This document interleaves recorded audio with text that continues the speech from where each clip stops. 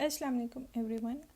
आज हम इडियम्स और फ्रेज क्वेश्चंस डिस्कस करेंगे जो पीएमएस पंजाब के 2017 के इंग्लिश के पेपर में पूछे गए थे। तो स्टार्ट करते हैं। सबसे पहला इडियम है हमारे पास वैग वंस चिन। अच्छा, अगर आप इसका उर्दू में तर्जुमा देखें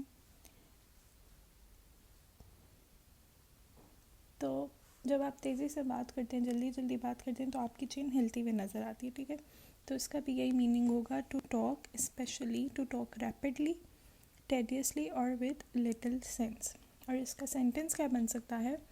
He was wagging his chin the whole evening, so I think the other dinner guests got tired of him. Next idiom है a yoke around someone's neck. अच्छा, अगर आप इमेजिन करेंगे आपके नेक के अराउंड कुछ चीज़ फंसी हुई है तो आपको एक बर्डन सा फील होगा, ठीक है, मुश्किल फील होगी। तो इसका भी यही मतलब होता है अ बर्डन या समथिंग दैट ऑप्रेसेस पीपल। इसके दो सेंटेंसेस बन सकते हैं।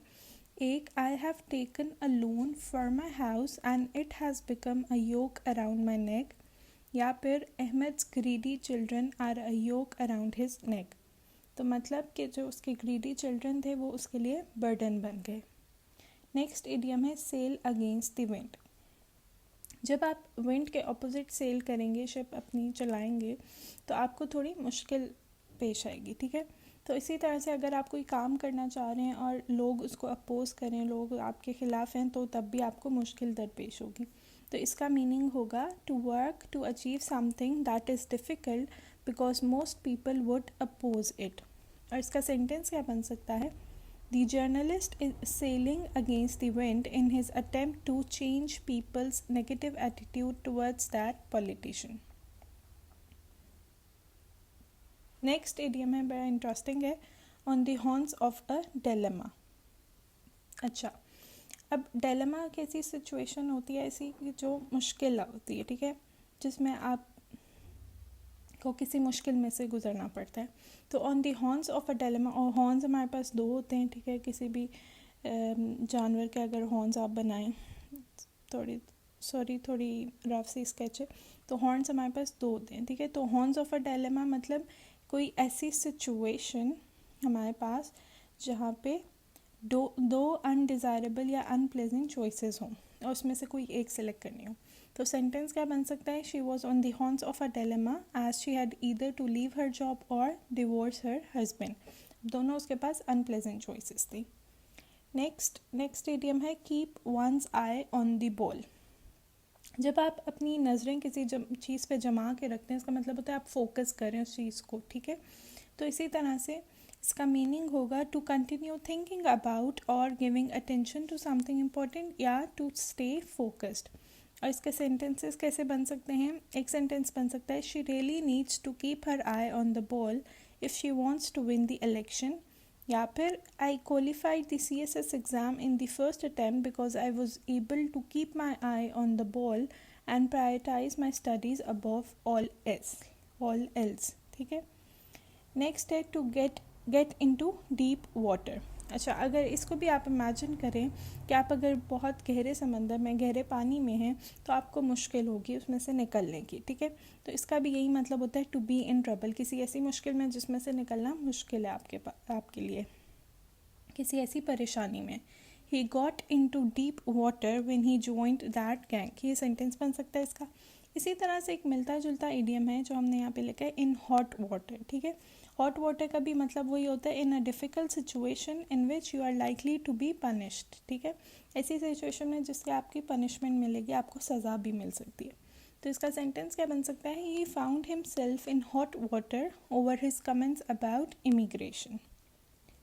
नेक्स्ट इडियम जो है हमारे पास काफ़ी कॉमन है, आप लोगों को होपफुली पता भी होगा। Every cloud has a silver lining. इसका मतलब क्या होता है? समथिंग प्रॉमिसिंग और hopeful is there in any difficult situation. मतलब किसी अगर आप डिफ़िकल्ट सिचुएशन में फंस गए हैं तो उसमें भी कोई होपफुल चीज़ होगी जो एग्जिस्ट करती होगी, बस आपको ढूंढना होगा। तो इसका सेंटेंस क्या बन सकता है? Don't be so grumpy and pessimistic, every cloud has a silver lining. अच्छा, नेक्स्ट इडियम पढ़ें, बी अ कोल्ड फिश। जब आप किसी बंदे के बारे में बोलते हैं कि वो कोल्ड है, कोल्ड पर्सन है, कोल्ड हार्टेड है, तो उसका क्या मतलब होता है कि उसमें इमोशंस नहीं है, उसमें एम्पैथी नहीं है, ठीक है, हार्टलेस है वो। तो इसका भी यही मतलब होता है, अ हार्टलेस इंडिविजुअल या फिर a person lacking empathy and emotion. इसका सेंटेंस बन सकता है, I have never seen him smile, he really is a cold fish. और इसी से मिलता जुलता एक और इडियम होता है, फिश आउट ऑफ वाटर। इसका क्या मतलब होता है कि कोई पर्सन किसी ऐसे ग्रुप में, किसी ऐसे पब्लिक प्लेस पे चला गया जहाँ पे लोग जो हैं उससे मिलते जुलते नहीं हैं, तो वो अनकंफर्टेबल फील करेगा, ठीक है। तो मीनिंग क्या बन सकता है, someone who feels uncomfortable because they are in an unfamiliar place with people who are not like them. और सेंटेंस क्या बन सकता है, I was so uncomfortable at that party, I didn't know anyone and I felt like a fish out of water. Next है हमारे पास idiom, call a spade. अच्छा, जब आप किसी के साथ फ्रैंक होते हैं या डायरेक्टली आप कोई बात करते हैं तो एज इट इज़ बात करते हैं, ठीक है, जो चीज़ है वो वैसी ही बोलेंगे, आप इधर उधर की बातें नहीं करेंगे। तो इसका भी यही मतलब होता है, स्पीक फ्रैंकली एंड डायरेक्टली।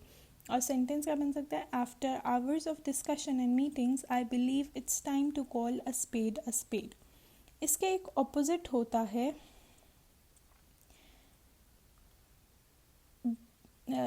एक इडियम होता है, वो अगर आपको पता है तो आप कमेंट सेक्शन में लाजमी कमेंट कीजिएगा, ठीक है। नेक्स्ट इडियम है, अ वॉच्ड पॉट नेवर बॉइल्स। अच्छा, इसका मतलब है कि आप किसी चीज़ के बारे में अगर वेट कर रहे होते हैं किसी चीज़ के लिए कि वो हो जाए, और आप इंतज़ार कर रहे होते हैं, उसके बारे में सोच रहे होते हैं, तो आपको लगता है कि आप बहुत ज़्यादा टाइम के लिए इंतज़ार कर रहे हैं, ठीक है। When you are waiting for something to happen, then thinking about it will make the wait seem longer. तो बेहतर ये होता है कि आप उसके बारे में सोचना छोड़ दें, किसी और चीज़ में मसरूफ़ हो जाएं, तो आपको ज़्यादा इंतज़ार फील नहीं होगा। सेंटेंस भी इसी से मिलता जुलता है, the woman is waiting for her friend to phone, she should remember that a watched pot never boils and do something else. Next idiom देखिएगा, एक्सप्लोड दी मिथ। अच्छा, एक्सप्लोर दी मिथ। मिथ आपको पता है, myth या theories वो वाली होती हैं स्टोरीज़ या वो वाले इंसिडेंट्स होते हैं पास्ट के, जो आपको जिसकी पता नहीं होता कि ये ट्रू है या नहीं है, ठीक है, आपको उसकी क्रेडिबिलिटी पे शक होता है। तो अगर कोई एक्सप्लोर कर रहा है मिथ को या थेरी को, तो उसका मतलब है कि वो उसको प्रूव कर रहा है कि वो रॉन्ग है या इम्पॉसिबल है। मीनिंग क्या आ सकता है, if someone explores a theory और math, they prove that it is wrong और इम्पॉसिबल। और सेंटेंस क्या बनेगा, this book finally explores some of the myths about the origin of the universe. और लास्ट वन आज का हमारा idiom, to call the shots. अच्छा, टू कॉल दी शॉट्स का मतलब है कोई बंदा अथॉरिटी में है और वो ऑर्डर्स दे रहा है, ठीक है, कोई डिसीजंस बना रहा है और ऑर्डर्स दे रहा है। तो मीनिंग्स आ जाएंगे, टू एक्सरसाइज अथॉरिटी और control a situation, to be in charge, make decisions and give orders, ठीक है। तो it's the party prime minister rather than the president who calls the shots in the government. ये इसी तरह का है कि वो जो है पार्टी प्राइम मिनिस्टर, वो डिसीजंस बनाते हैं और ऑर्डर्स देते हैं गवर्नमेंट में। तो आज के लिए इतना ही था, टेक केयर, अल्लाह हाफिज़।